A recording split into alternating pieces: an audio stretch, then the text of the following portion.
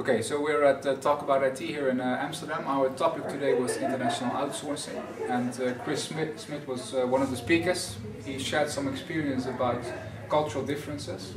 So I wondered, Chris, if somebody starts with offshoring, what are your 3 best advices to this person when he starts working with an offshore team? From a cultural perspective, I would consider being very important that you engage into understanding the other culture to the best of your ability. I mean, if you're going to take a plane to India, you have some time to wait in the airport, buy a book on India and not the sights and sounds of India, but get something more in depth on how the culture works as such. That's tip number 1, which is easy. The other tip that could be helpful is be an observer of the other culture.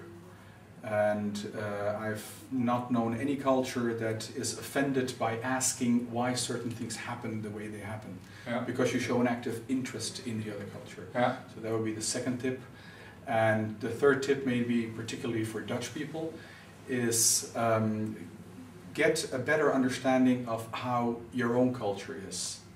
What does the own Dutch culture look like? Why are we perceived as being either arrogant or direct or blunt as such? Yeah.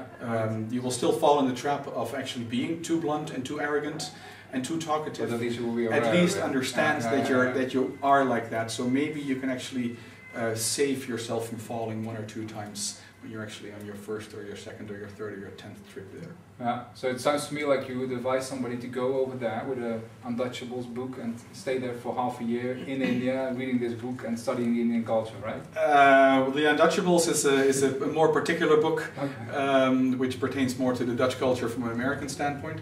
If you want a good understanding, then I would more advise you towards the direction of Professor Geert Hofstede. Right.